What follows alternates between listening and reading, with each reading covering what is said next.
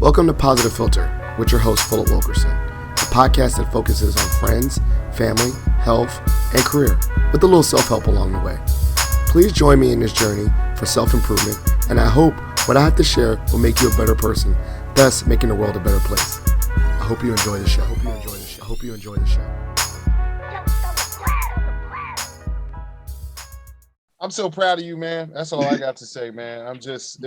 I feel like the Paul Rudd video, like, look at us, man. Like, you know, from from the wilds of APTS to here, and you doing big things, and I'm just happy to be sharing a little bit of your spotlight right now. Well, you know what? I just recorded that, but I'm going to chop that up and use that for the intro. So, Okay. Hey, ladies and gentlemen, boys and girls, it's Philip Wilkerson back with another episode of Positive Philter. Today, I'm joined by a special guest. Everyone's a special guest. I'm joined by my big bro, Mike Idriss.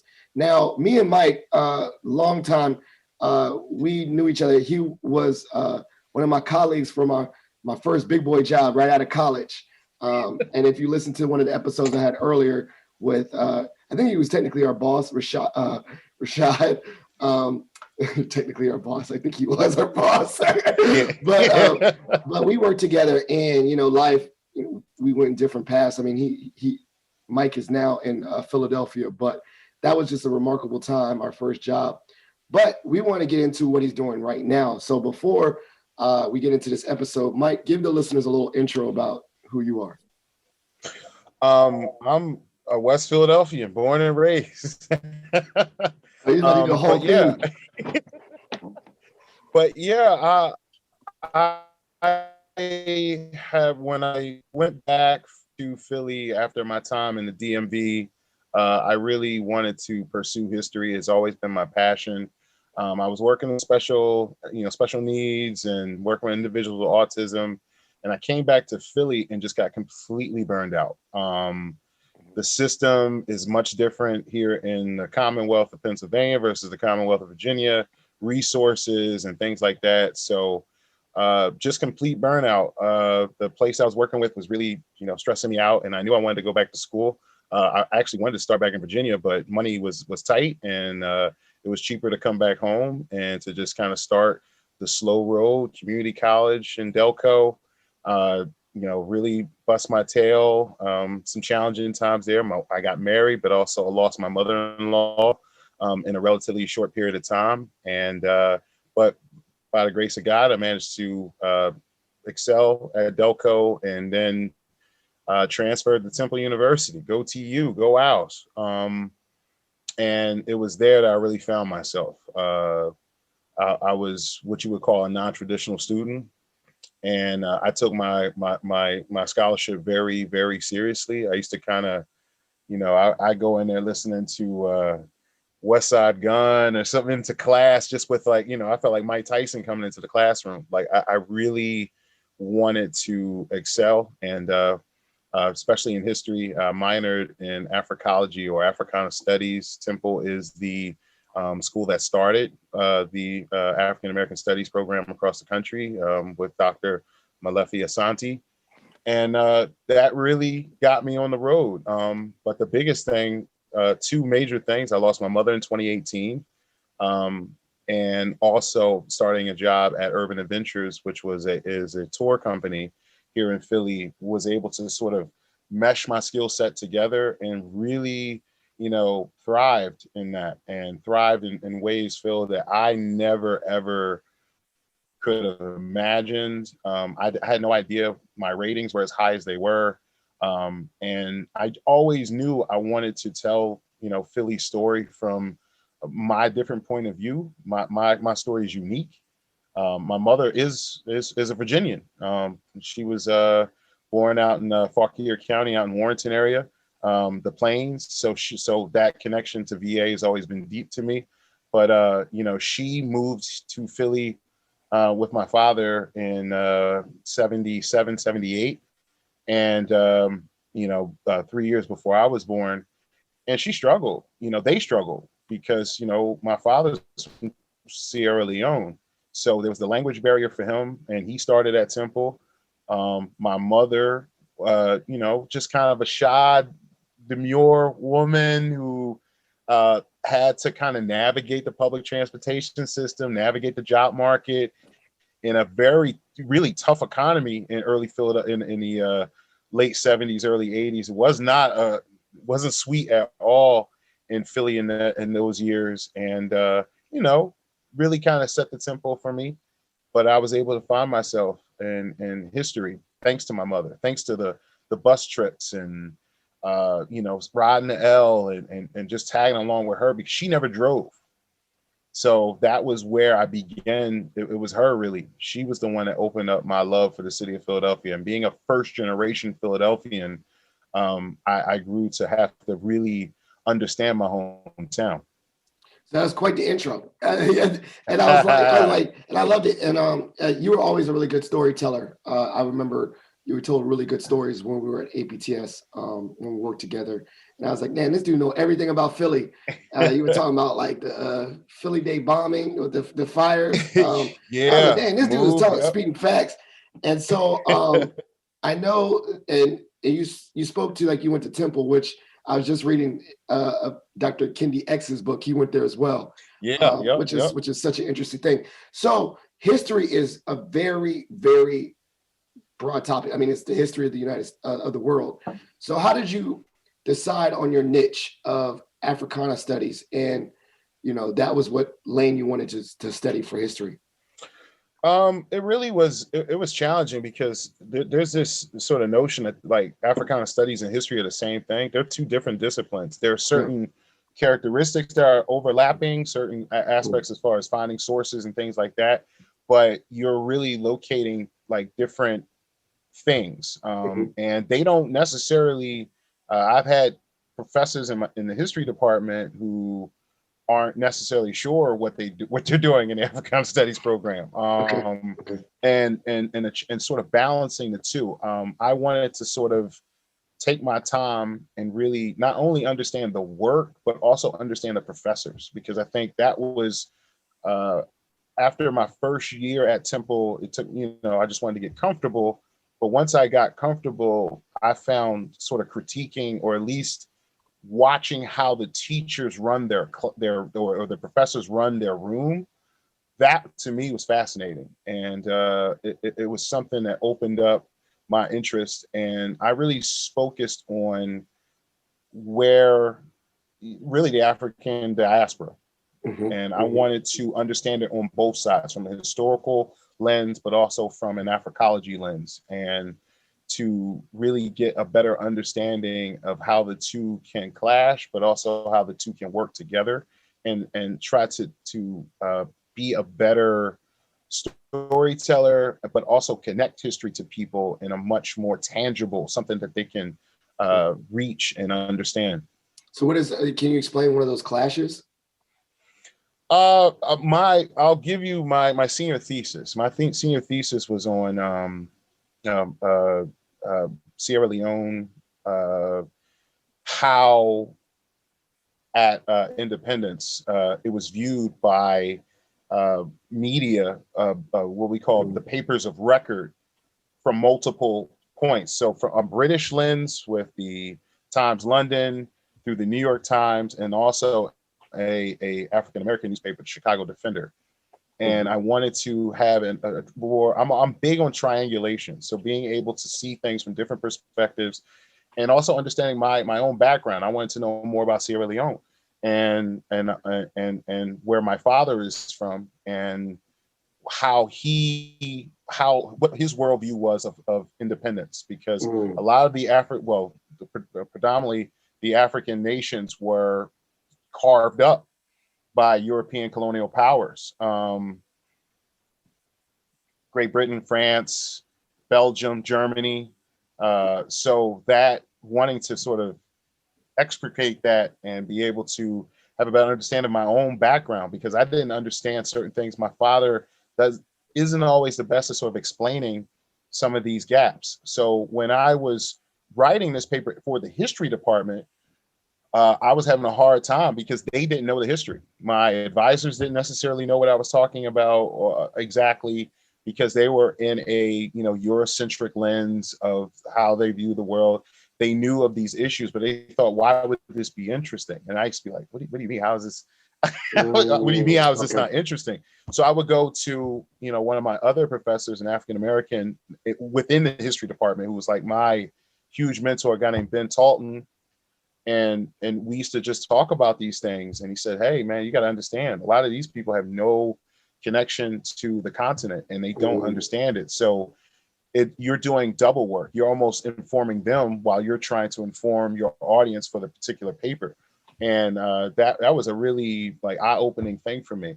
But there's also the balance of the Africana Studies program. There is sometimes it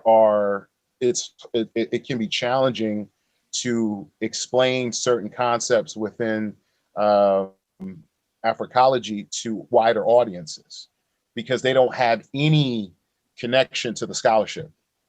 And one of my professors at Temple really was big into, you need to understand how to read and see the bias that people have in from a Eurocentric standpoint. So you have to really be able to close read and to hear bias in different words, that their word choice, everything's intentional. Nothing's by accident, especially when you're talking about historic scholarship. So those are two sort of worlds that you kind of have to navigate and hear and understand how they're critiquing you, because history's all critique.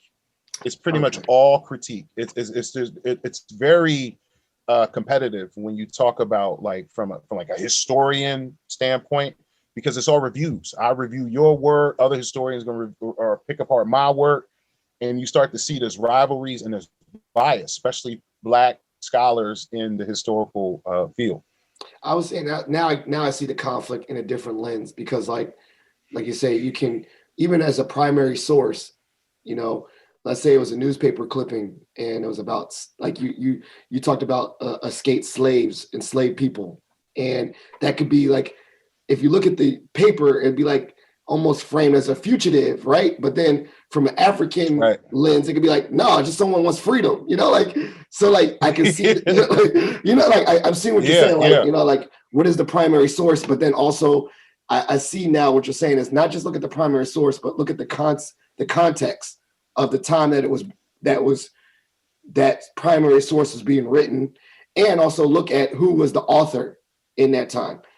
Kind of similar to like the thing where like, the winners of history write their own stories, right? Like technically you can frame it. So I could see what you're saying. Like you have to be, I like the word that you use, triangulate. Like you have to look at like, okay, this is one primary source from this perspective, but there's this one.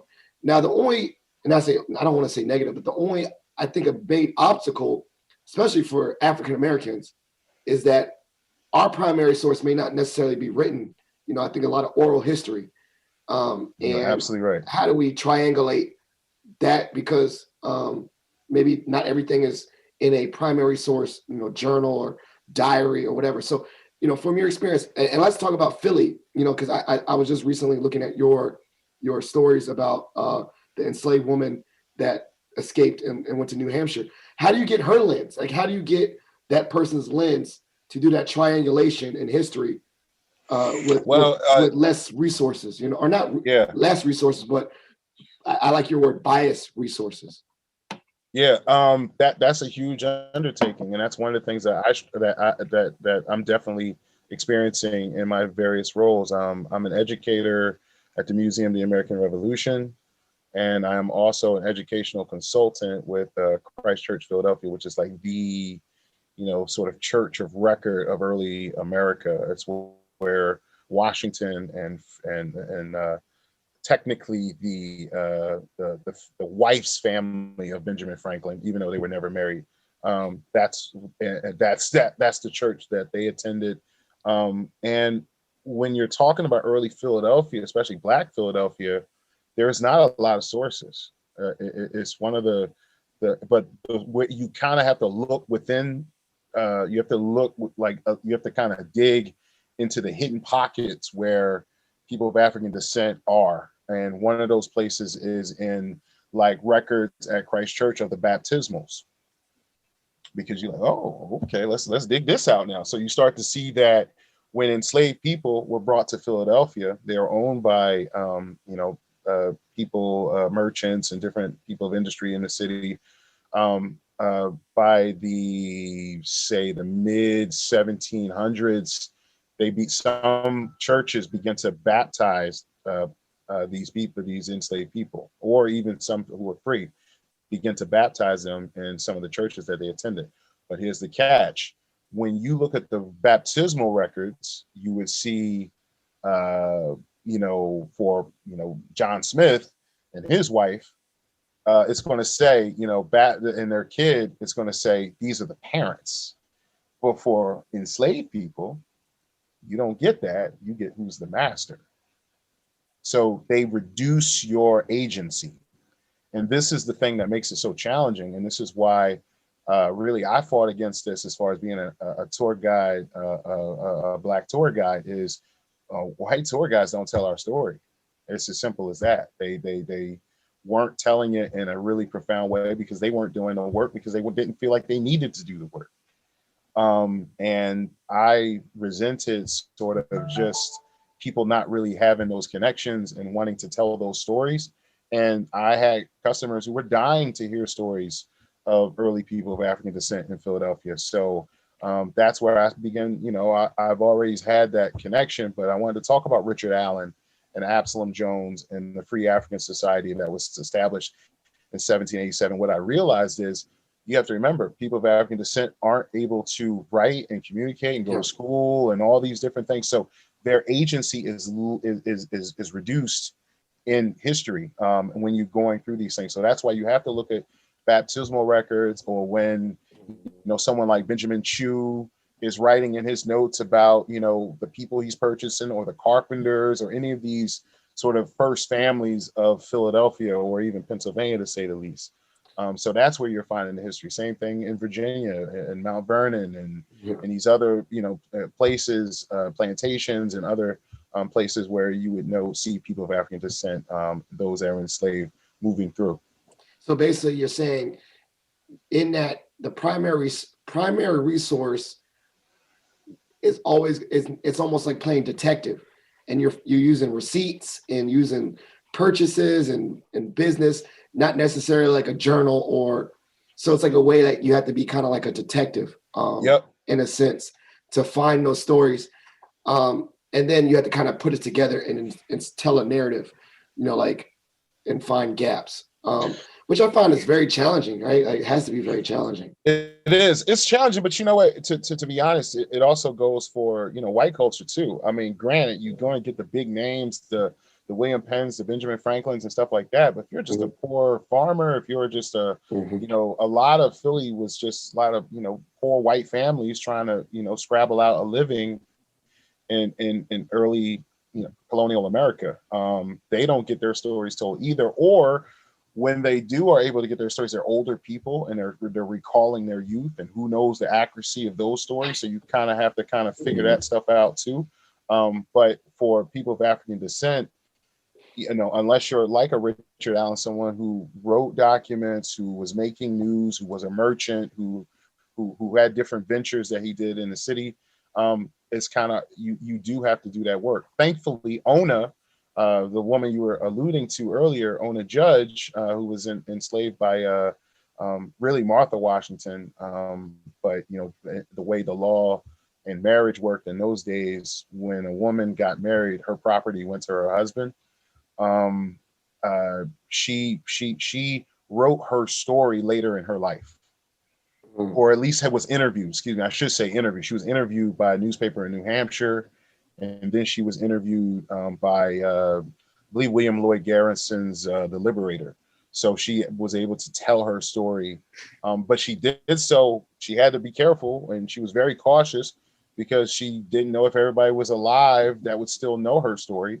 And technically, she was still an enslaved fugitive who could be, captured, recaptured, and sent back to the family of Martha Washington. That's crazy. So as you dive into this, and you dive into this history, speak to the feelings. Does it feel like, by telling these stories, is it empowering? Does it say build up resilience? Like, wow, like we are strong people, Black people are strong. or does it build up like just overwhelming cynicism? You know, like, wow, this is really jacked up. You know, I don't know, because like when I read stories, I remember it was like this, man. Like, I'm tired. I don't want to watch no more slave movies. Those people that say that, like, I don't like watching slave movies. Yeah. They don't make me feel good, But at the same time, I do love history, and there's like a glimpse of it where when I read about, people that I look up to, Martin Luther King. I'm just throwing out people, Martin Luther King, whatever. I'm like, dang, that gives me some empowerment. Like, I feel empowered by listening. So what kind of sense do you get when you're diving into this history? Well, one thing is I like to just take something. I'm going to take something that you just said about Martin Luther King. Think about it like this. Do you know what year Martin Luther King was born? 1926.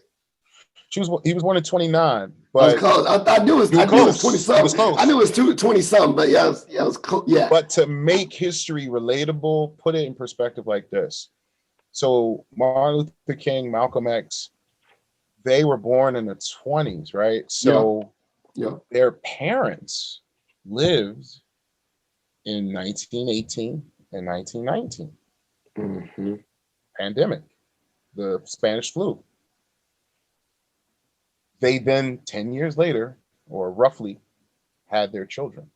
Mm-hmm. So the world gets Martin Luther King Jr. from parents that made it out of their pandemic. Mm-hmm. Just being able to look at things like that, that's where I think history is like the best teacher, because it lets you understand how people come through tough times, how people, especially people of African descent, thanks to Hannah Jones's the New York Times, the 1619 Project, really, really like letting people know we are, as American, as your apple pie, as your George Washington, our history is marked. The first mass slave ships, the first big slave ship that came to Philadelphia was in 1684. Mm-hmm. So when you talk about, so you're saying that Black people, and we actually started earlier than that with the Swedes, who were the first settlers of European descent into the Philadelphia to really establish here. And there were some enslaved Africans and with them, but they weren't nearly in numbers.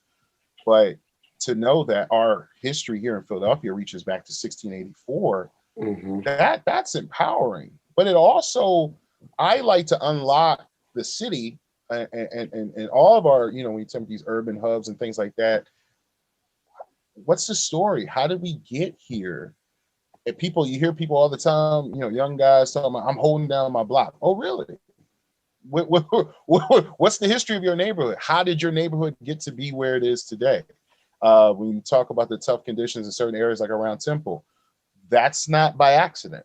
That's by design, or you start to see how populations and demographics change over the city's history. So that's where I think history is important. It is that great teacher. It's a great clarifier, but you have to understand the layers of it and see how things do repeat themselves. And I think Philadelphia is a great city. It's a microcosm of the times in which we're living in right now, because we dealt with the race riots. We've dealt with a lot of these, white supremacists and burning down churches, burning down Pennsylvania Hall, which was a hall completely dedicated to abolition. They burned it down within a week, a white mob in the city in 1838. So you learn through that how to withstand things. But you're right. There is a part of it, working with this other group, Katika, that a Black business really consortium that's looking to build businesses, connections to businesses. We found a stat this year that was horrifying. In 2020, Black people in Philadelphia, and this is like during the pandemic, only own 2% of the businesses in the entire city of Philadelphia. And this is a people, again, that goes back to 1684. How is that possible? But then when you have history, it empowers you to go back through and see how we've gotten to this point. But I was about to say one thing, though, is that, when you say history repeats itself, I had one of my history professors who I love, H. Galfin, was like, but do we really learn from history? Because we do the same, same stuff. like I don't know if we really learn, like as a society or human beings, do we really learn? But on the other end, we do learn. I don't know if that's a weird way to say it, because we what I would say is what I learn is about context. When I learn about studying history is context, the story of people, doing research, maybe even how, like, I learned from the study and the discipline of history how to talk and do presentations. But I don't think overall as a society we actually learn from history, if that makes sense. Yeah, no, it absolutely makes sense. I remember sitting Nova. I remember sitting. One of the times I was working in between jobs at APTS. I read this incredible book, "Lies My Teacher Told Me" by Professor James Lowen. It helped me to understand why I had such a problem with history in school. I used to cut school when I was in high school because I was cut history class because I was so ahead of everybody in the class, and I was bored with the slow, sort of Ben Stein, like in Ferris Bueller style of teaching history. That's the thing. It's taught in a way to keep you apathetic, to keep you disjointed to what's going on. And that's the problem. The problem is we don't have teachers that really are my tours are sensory. I want you to understand and feel it. I'm so humbled to work at the Museum of the American Revolution because the work that they're doing is unbelievable in sort of reframing the American story, and we're in it, and we're stars in it. The Oneida people, the indigenous, they're stars in it. It's no longer, just, the founding fathers and just some people. No, it was always a complex story. It was always a diverse story. That's the thing. We all have been lied to in history. That's the thing, Phil. It is, and I find this out. My wife is white woman from Wisconsin, and I asked her, "What did you learn about Black history in your schools?" And I think that's the question we don't ask each other.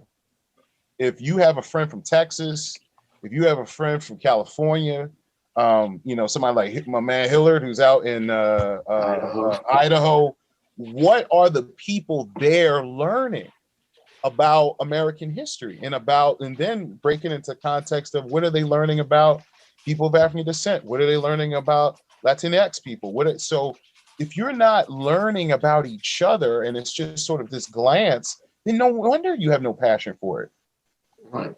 So one of my things I was thinking about, glancing and we're all stars in it. What do you do, like, in regards to infusing, like, motivating? And I'm gonna say you spoke about it, white America. What do you do to infuse telling the story of indigenous people and Black people?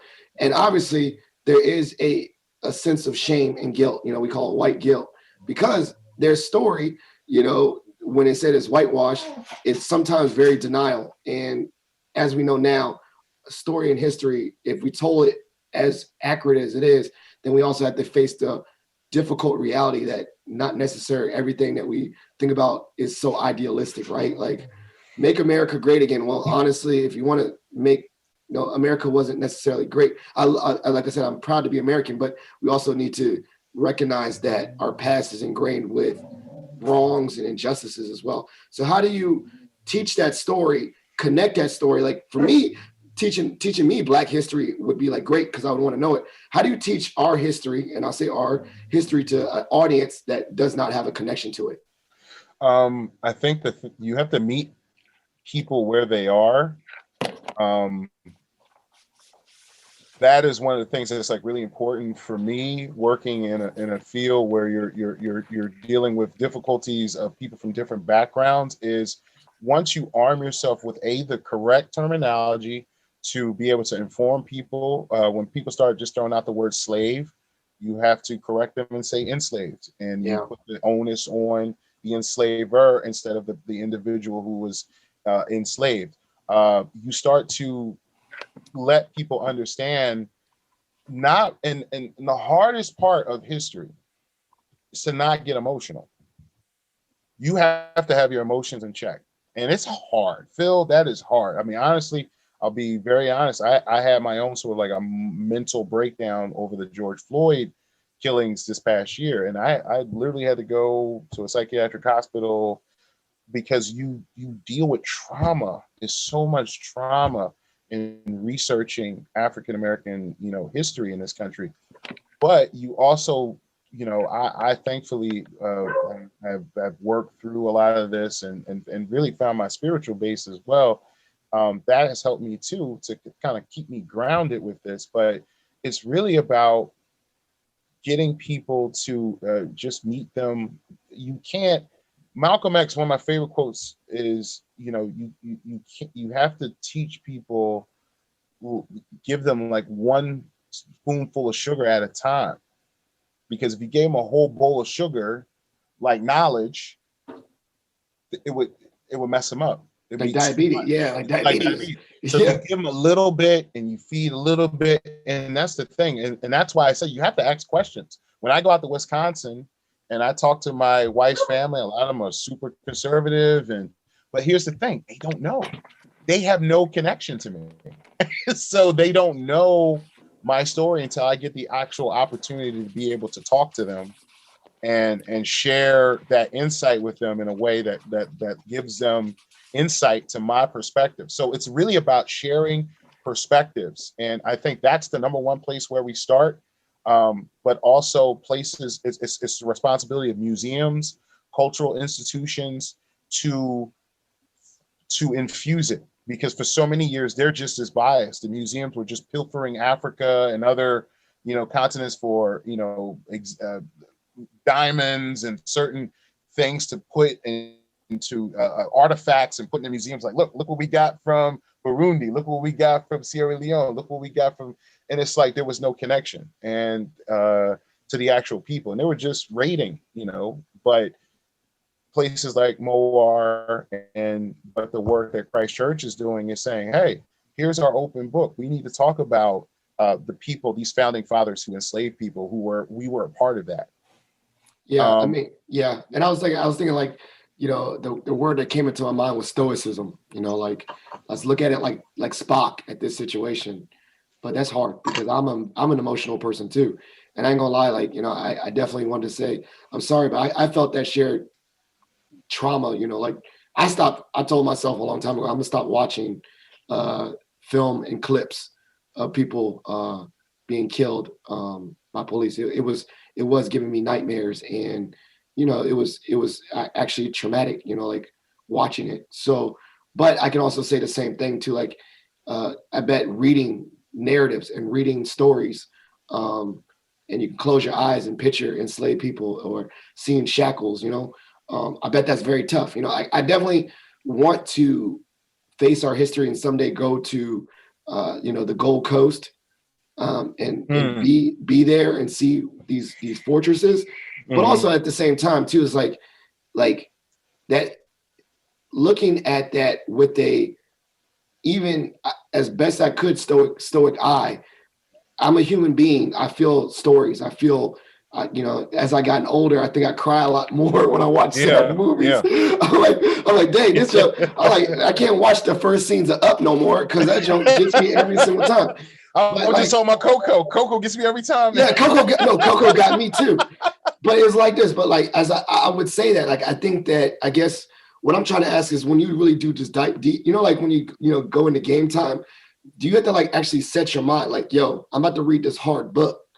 Like, let me get my face right. I'm in the stoic zone, because I definitely could see that. I can feel that. I can feel that trauma, and I can also see that if that's something that you read about, especially a very tough subject, such as the ones that you're studying. Yeah. You have to put yourself in a mindset before you start studying. You definitely put yourself in a mindset, and this is another thing where I was talking about earlier about you watch how teachers or professors actually bring this matter out, and I am so lucky that I got to sit at the feet of an amazing like master. We call him like Yoda, an Ethiopian professor named Tashali Tabebu. Oh my God, Phil, this man, I took him for 4 classes at Temple. I was Oh, that enamored boom, with boom, him. boom. Okay. Boom, boom, boom, boom, boom. And he's just so disciplined, and he's soft spoken. And his real master class was comparative slavery, and talking about slavery in different forms, from Egyptian to different types of African slavery. But then when you get to chattel slavery, and that's the thing, when there's always that guy that'll come up to you, well, they were selling each other, and it's like, yeah. bruh, they had no clue what was going to happen on the other side of the ocean. They had a different system. Slavery meant, taking the best warrior from another clan, another tribe, or ethnic group. That's really the correct term, ethnic group. And you could have land, you could have a family. It didn't necessarily mean that you were bound to another person in such a way. So when you talk about chattel slavery, you're talking about something completely different, something that strips you of your humanity in such profound ways. So when you do that work, that's when you start to really understand. But the other thing, Phil, I think is really important, though, is to find the wins, to find the joy. And that's another thing. The Black History Tour that I started about a year and a half ago, it's not a wade in the water kind of story. Like, damn, man. You got to find, the stories to find like James Fortin, who was always free, fought in the revolution, or at least was a privateer on a ship at 14, was captured, was captured by the British. The captain was smitten with him and was like, could you watch my son? And I would like to take you to Britain with me. And James was like, no, I'm an American. Like, I'm not for that.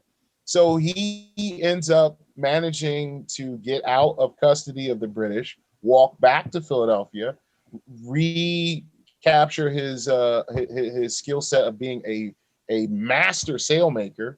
And by the time, he's in his middle ages, he's what they call then a thousandaire, which was like the way you would think of a millionaire today. And he links up with Richard Allen, Absalom Jones, and his family is one of the most prominent abolitionist families in Philadelphia. And you start to realize, oh, so how come I didn't know his story either? So,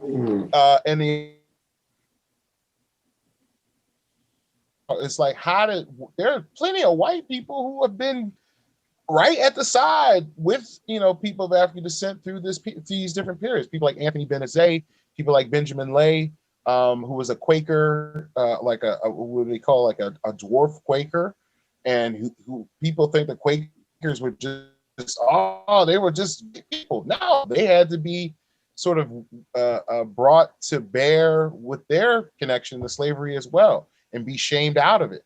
So you start to see there were white people who were not with the institution of slavery. And I think that is another key factor, that if we talked about that, for more white Americans got the opportunity to understand that, they're allies within this too. We need to lift them up. They should be higher within our historical worldview. We shouldn't just be only thinking about John Brown and a violent raid that he did, which, I mean, I'm pro John Brown as you can be, but there are other people too. It's not just, someone like him. Wow.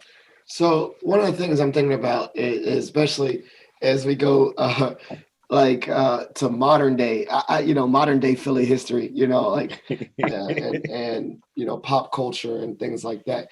For me, I think I love documentaries, and I love a little bit of what part of, I don't want to say modern day history, but like in regards to your Philly story, like if you could say anything post 1900s, what is like the 50s, 60s, 70s? What do you like about that? To Philly for you, like to Rizzo. learn about? Frank Rizzo.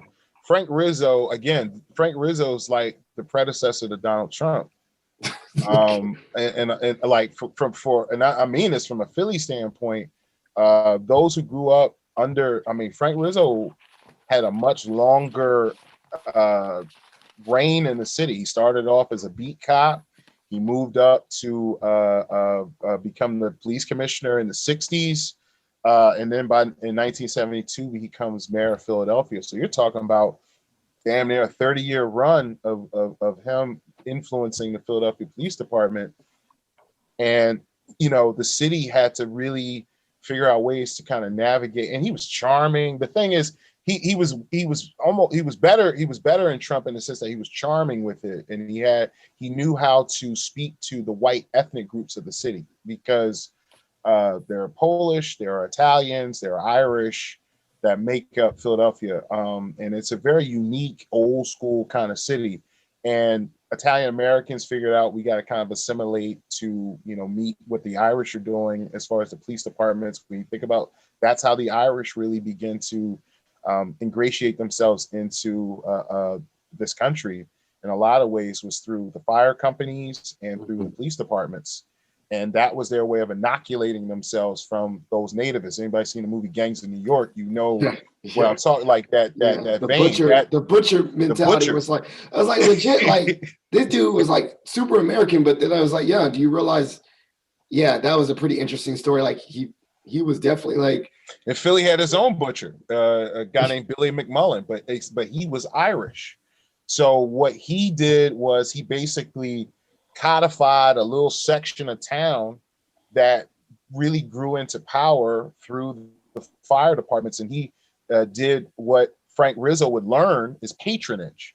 What you do is you establish a base of operations, whether it's the fire department, police department, street sanitation, or something like that, and you lock it down. You lock it down in such a way that you get your other friends and cronies and other people to, you know, get them jobs. And that's how you build your base of power as, you know, a white ethnic in a city. Very difficult for African Americans to do this because skin color. That's the dynamic. It's hard to mobilize a base like that. I am fanatically obsessed with DC culture because it's a black city, but its base of operations is controlled by the federal government.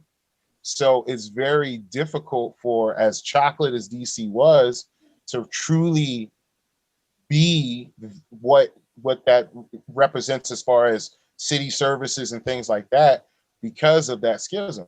And all these major cities you start to look at suffer from that same sort of vortex, that they're unable to truly be, because the state governments start to box them out. That's what happens in Philadelphia. Pennsylvania, Harrisburg hates Philadelphia.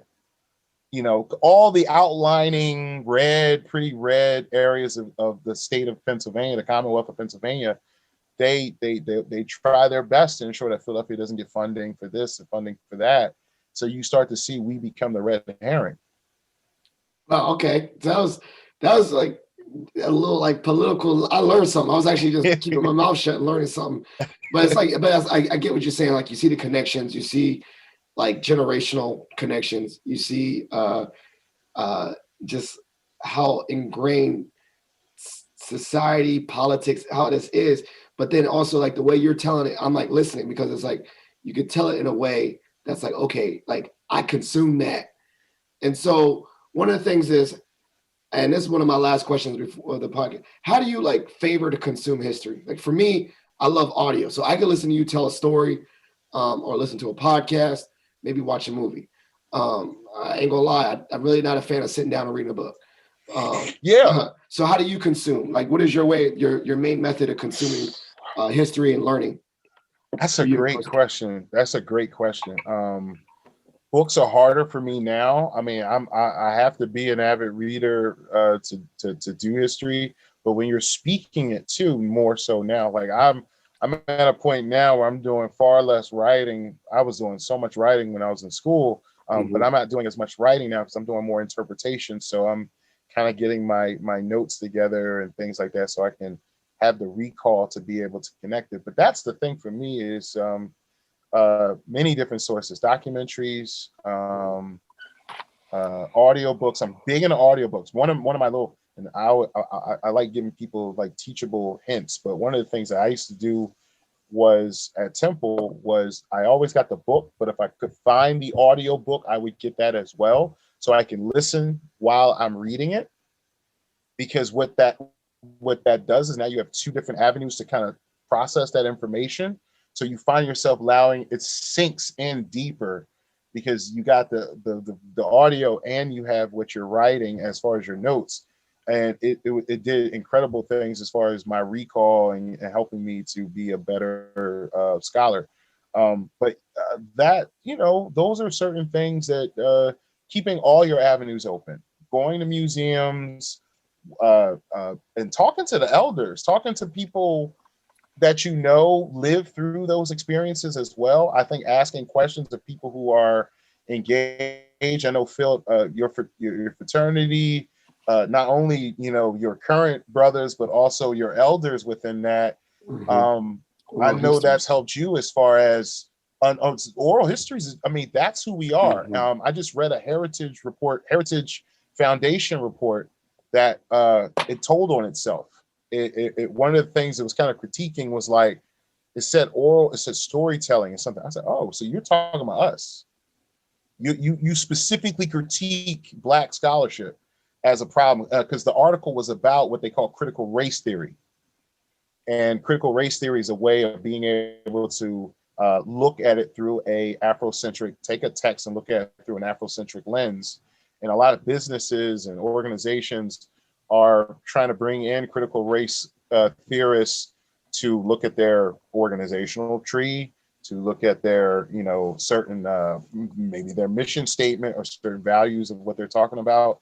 So it's important to be able to, if it wasn't so important, the Trump administration wouldn't have specifically identified it. And they identified it as something they wanted to take out. Plus, lastly, I have to talk about the 1776 report that they try to sneak in at the last minute to basically dismiss slavery as a real issue in American history. That report had no mention of indigenous people, and it wasn't done by historians. So you see right away that it's important that we stay engaged with this, because there people are out here really trying to rewrite our history right now, like in 2020, 21, and that we can't have that. Like, that just, like, we have to be outspoken about that, because our kids, we don't want them getting the bastardized version of history that many of us either had or our parents had, and grandparents had as far as American history. We have to be proactive in that.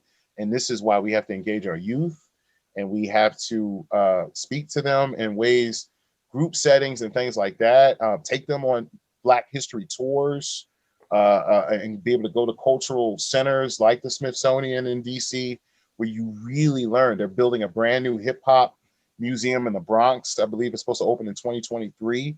So those are places where we can, and white people too, they it's just as important for them to be able to go to these historical centers as well and continue to build. Our HBCUs, our meccas of Black history. When you think about the work that Booker T. Washington did in establishing Tuskegee, it's still existing. That's an institute. That's the story. I had a professor at Temple, Professor Aaron Smith. He challenged me to do just that. Go read up from slavery again as an adult. And that's the takeaway that I took from it, because a lot of people were saying, oh, Booker T and all that. But you learn to appreciate it as an institution still standing today. Yeah, that's like, and I was saying that was dope. And like I said, the different ways of consuming, like seeing it, touching it, reading it, watching it. I think that I think being multimodal really makes it sink in, right? Like different, like, going to see an actual landmark and then reading about a landmark and then seeing it with your own eyes. So I think that's definitely dope. I think I agree with you. I like the different ways. Also, I can't sit still. So I think I'd like a museum better, walking around and looking at stuff and seeing an actual old looking car or whatever. So that's dope. Keep it all open. Keep it open. Like, don't limit yourself to one particular, like, open up your sources. Absolutely. All right. So this is the part of the show I call Shot for Shot. So you get to ask me any random question. I get to ask you any random question. You want to go first, or I go first? You go first. I gotta think of something. All right. So in recent, I'm actually ask you too. So I'm gonna do first and you go back. So in recent years, what is like the proudest Philly moment that you've seen? It's not a doubt, it's the Super Bowl. I've never experienced anything like that in my life. Unfortunately, my mom passed a week and a half after, which is crazy because it's the most bittersweet time in my life. but that like the week of it and the parade. Phil, I went to a parade. Not only did we go to the parade, but I had a friend who is a teacher and at Kappa, the school that the Roots went to, and a lot of other Philly musicians that came out of there. It's called High School for Creative and Performing Arts, and their campus is on Broad Street and right on the parade route. So I was like, they closed the school that day, but they let other friends and fam be able to come, and to see that and the swell of people and the energy. I've never experienced anything like that in my life. I missed the Phillies World Series because I was working at APTS, so that without a doubt. And you're the only Philly fan. No, actually, I ain't gonna lie. You and my LB, John, are the only Philly fans that I can really rock with, that won't throw batteries. No, we won't throw batteries and snowballs and ready to try to start fights. But mad respect to you two. Ask me if I ever go to a game? No. I went to a Phillies game. I'll go to a Phillies game, but I'll never go to an Eagles game ever. Because I ain't crazy or stupid. I go to one here at RFK. FedEx. All right, what's your question for me? In that realm, I guess I'll stay there. What did you think of them dropping the Washington football team's original name? Like, how did that hit you? Was it like, hey, this was due? Like, what were your thought? Were you happy with it? Are you happy with the name that they took for right now? Also, just in general with the name, honestly, I'm glad they did it. I ain't gonna lie. But at the same time, like, in regards to branding and trademark, it should have been done a long time ago, right? Like, we know that this was not a heritage thing. This was a money thing. Like, they were just trying, like, they just didn't want to rebrand and redo everything over again. And everyone's saying rah rah, like, it's still the same. Like, let's be honest, they still the same team. Like, they still play the same, right? Yeah. Playoffs. But I saw you slide that in there. Yeah, playoffs. I saw that. I heard that. But I'm gonna be honest with you, Mike. Though, like, as I've gotten older, my connection to the Washington Football Club, Washington FC or whatever, Washington football team, has gotten less and less as important, because I think the main thing is I don't feel a connection to it as much. Mainly, I was a football fan of the Redskins, or formerly Redskins, because of my father, right? Like, me and him watched the games together. And I think that really during this pandemic, not going to real games with my dad, I really didn't really watch it that much on TV. So I realized that my fandom was not based on that team. It was just based on a shared thing with my hobby with my dad. And so, like, honestly, I would say I have more of a shared connection with the Mason basketball team, because I work there. Like, I care about the players because I know they're students, and I know, like, I've probably seen some. I might, one is frat now, so I'm like, okay, cool. So when they changed the name, I literally was like, huh. I did tell you this. I got rid of all my old gear. Okay, that's saying something. But I kept decked out.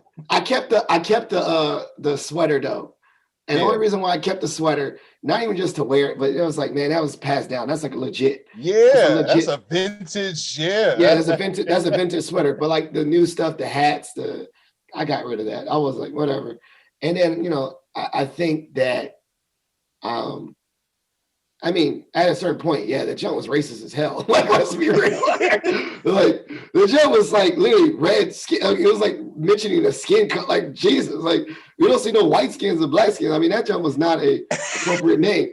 So, I think it was due time. I think, honestly, and this is the longest answer ever. I think, honestly, they could just keep the name as it is. Because the W is a pretty good logo. Yeah. It looks all right to me. Yeah. It doesn't really, it's easy. That's where they are. Yeah. I don't think they'll have copyright issues.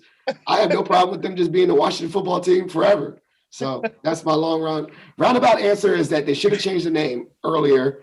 I'm glad they changed the name. And if they don't, and they keep this name right now, I'm okay with it. Before you get to your, I just wanted to say I feel you on that. When having the Eagles win the Super Bowl and the Kaepernick stuff, it deflated me. It really, I got out of fantasy, and I'm just not. I don't like the sort of the charade of it. They had the army thing and this and that, and it just got to a point where it's like, I'm not. The NFL is kind of falling off for me, like, considerably. Yeah, so I see how you're viewing it, because it's the same way with me. And also, when I say it fell off, I mean, I was also just in time. Like, I just don't prioritize it sitting down and watching a full game as much. I get a couple highlights. I'll Google scores. I'll be in group text with people knowing what's going on. But just as a fatherhood took a priority, I just don't sit down and watch a full game. And then I think as I get older, I think I'll enjoy taking Bennett to basketball games because they're quick, and they're cheaper and more fan friendly. But I think in regards to watching sports, unless you're really like playing it, or really, really tied to the team, in regards to like the stories of the players, it's not as much as a priority for me. I now probably watch sports, or at least keep up with highlights, so that I can have normal conversations with other men. like what do we talk about? Drinks. But then I realized even during this pandemic, there was an article that said that a lot of people have a lot of men were struggling with surface relationships because that's the only thing they talked about. And like even during this pandemic, I was like, I'm fine, because I realized that the conversations I had with my friends weren't necessarily only sports focused. So with that being said, I don't have to watch sports to keep up with authentic relationships. Like to know the score. I'm like, who won? Oh, okay, cool. How you doing your day? I talk about this stuff now. Like I have a wide variety of topics to talk about. So I think that's why sports is not as much as a priority, because I realized I could talk to people about other things. Yeah. All right. Second question for you is, what is the main difference you've seen between Philly and DC in regards to persona? And I will say this, like, they're both Eastern, and I think, in regards to our Southern friends, both DC and probably Philly are faster paced, but there's definitely differences between the DMV and Philly. So what are some of your differences? Man, I just because I worked in DC at an elementary school in Southeast, and DC is it's a different animal. First of all, well, a little bit. Philly technically was like the gateway to the South. I know we don't see it that way, but Delaware was like considered a southern state. It was like a border state with Maryland. So there were a lot of Southerners in Philly. There were different roads. Like South Carolina had like people who would come up and stay in Philly. So there is sort of a, it's and South Carolina has a pipeline here.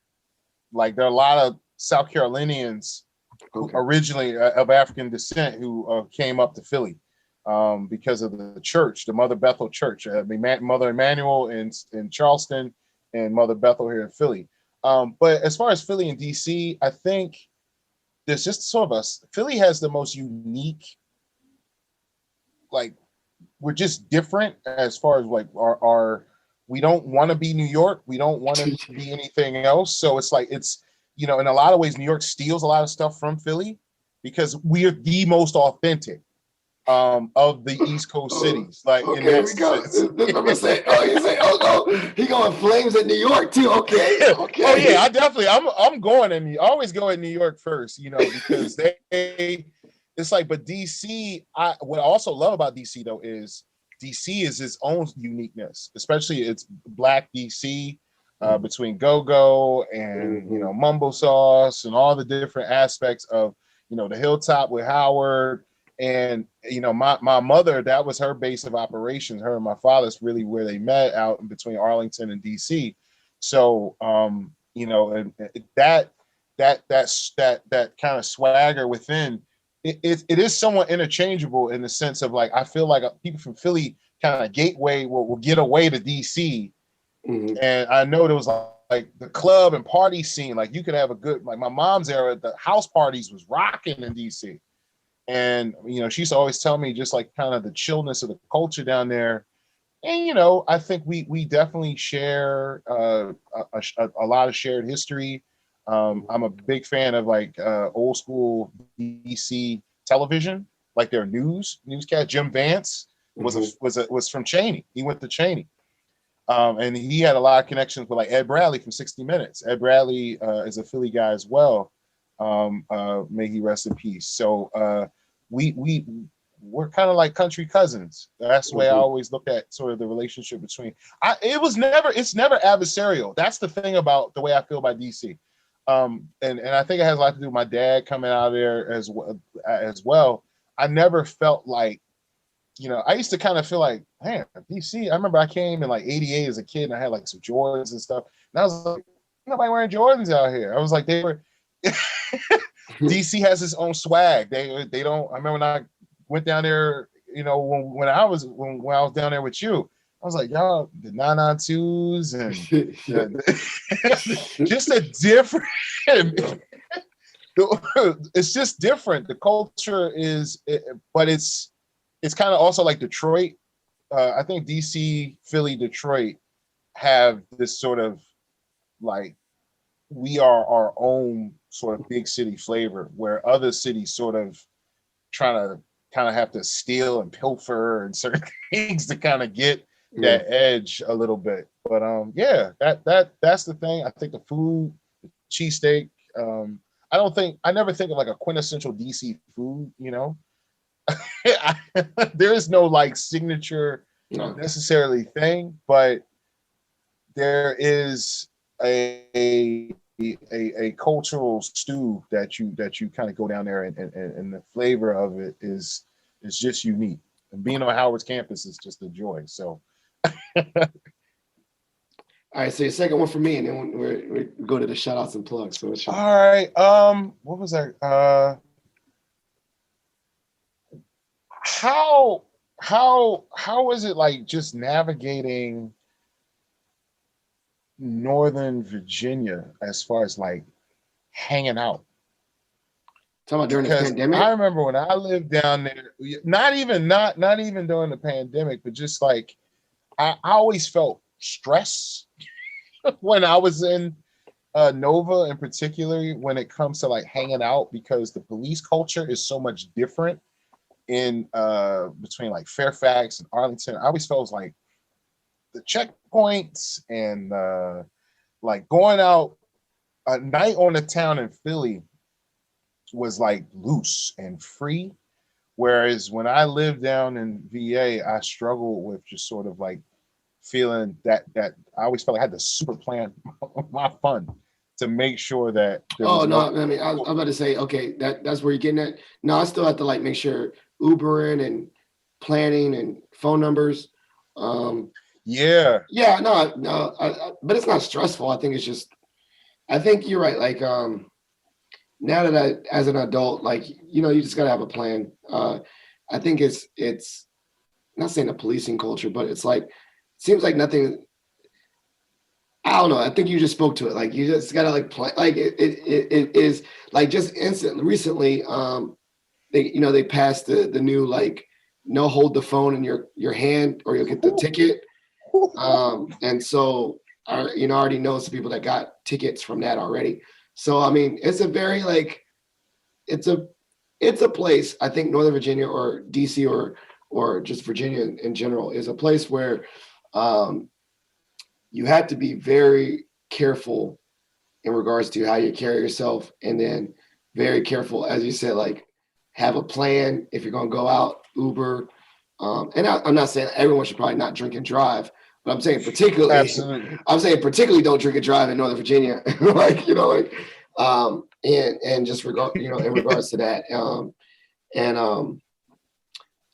I think I don't know. There's a hard way to say that. Like, I guess everything is very planned here, if that makes sense. There's, like there's certain places where more of the culture is linked to spontaneity. Yeah. And maybe that's not just a police question. I think that's just in general. Like, I guess also getting to like organic and people. DC is a very planned place. It's a very busy place, but it's a very like calendar, get on your calendar.